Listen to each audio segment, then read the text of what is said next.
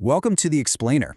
Okay, let's dive into this. Have you ever noticed the completely wild difference between someone who just stays perfectly calm during absolute chaos and someone who, well, completely spirals over something as tiny as an unanswered text message?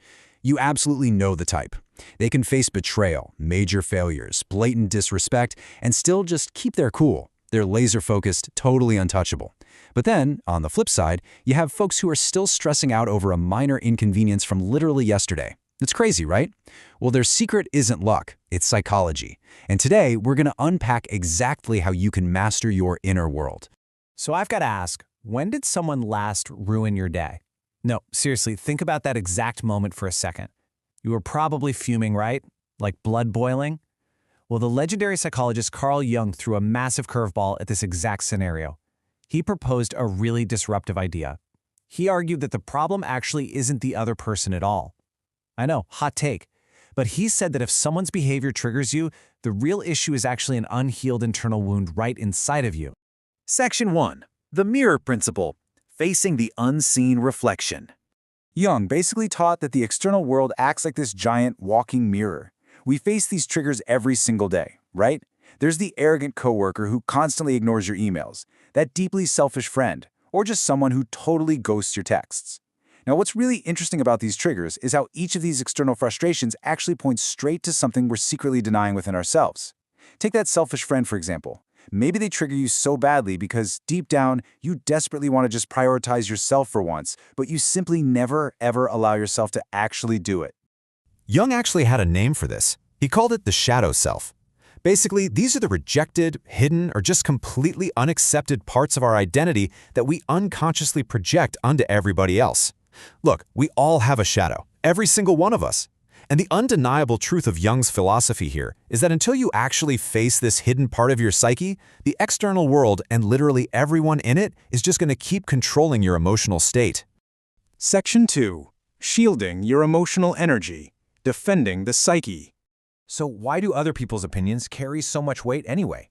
Well, it's because most people walk around acting like an emotional sponge. The boss yells, and boom, suddenly they're furious. A friend vents all their drama, and they feel completely exhausted. They just absorb everything. But if you want to be unshakable, you've got to become the invisible shield. When someone tries to dump their negativity on you, you need to mentally say, hey, this belongs to you. I'm not carrying it. Insults, and even compliments for that matter, should simply bounce right off, because you already know exactly who you are. There's a really powerful idea here to wrap your head around. The world asks who you are. If you don't have an answer, the world will tell you.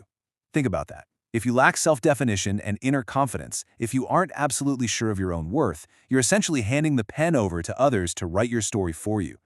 But the second you know exactly what you stand for, nobody's opinion can shake you. Period. Section 3. The Observer Mindset. Stepping outside the drama. So the crucial point is, how do we actually stop handing over our power? Well, Jung suggests making this mental shift from being a victim of your life to becoming the empowered observer of it. It's kind of like stepping out of a movie screen and just taking a seat in the audience to watch it play out. Try these 3 actionable steps. 1. Just pause the immediate reaction. Take a breath. 2. Ask yourself why this triggers you. Is it hitting that shadow we talked about? And 3. Consciously choose your response. Mastering these steps absolutely shatters that miserable autopilot cycle where most of us just react, explode, and then almost immediately regret it.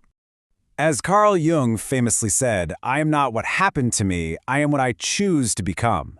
Feeling offended, feeling rejected, or feeling disrespected, these are ultimately choices. Someone ignores you, deciding to feel worthless is a choice. Someone disrespects you, reacting with blinding rage is a choice. Managing these emotions isn't about just repressing them and swallowing your feelings until you burst. It's about absolute mastery. When you finally understand this, you truly control your mind.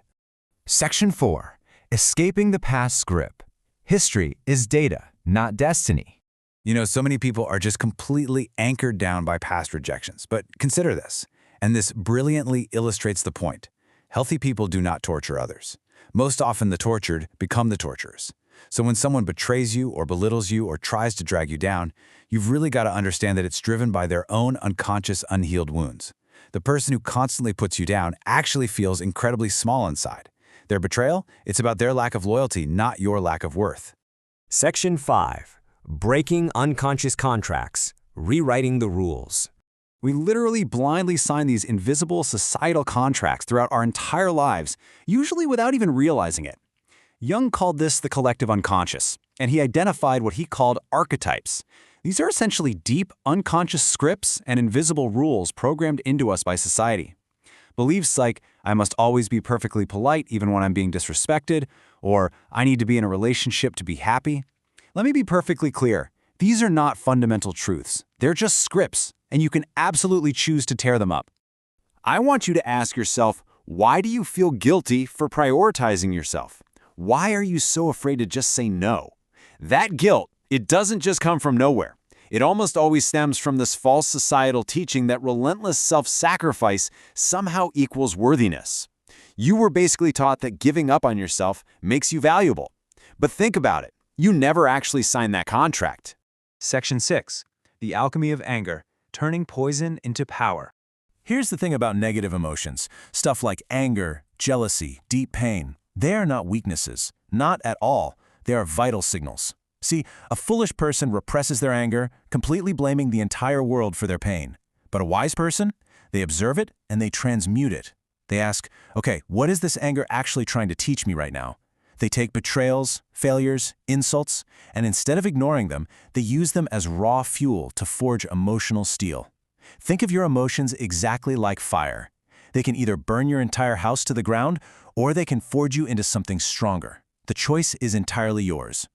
Total self-acceptance is the ultimate freedom. Honestly, the very moment you stop needing everybody else to like you, you become completely untouchable. Think about the immense, overwhelming relief of just accepting all of your flaws, every single one of them. True strength comes from refusing to put on some fake mask just to be loved. It is infinitely better to be hated for your authentic self than to be loved for a fake one. Because when you no longer fear rejection, you hold all the power, the whole shebang. All of this builds up to a really profound realization from Jung. He said, your vision will become clear only when you can look into your own heart. The ultimate battle you're fighting right now, it is entirely internal. It's not against your boss, it's not against your ex, and it's certainly not against society. Mastering your inner world is exactly what makes you immune to all that external chaos. Which leaves us with one final, absolutely vital question. Are you ready to be the architect? Seriously, it is time to stop fighting everyone else's external wars. Drop the victim mentality, stop letting other people's unconscious wounds dictate your own emotional state, and finally take absolute control of your own mind. You hold the pen. Everything is in your hands right now. So build your shield, face your shadow, and become truly unshakable.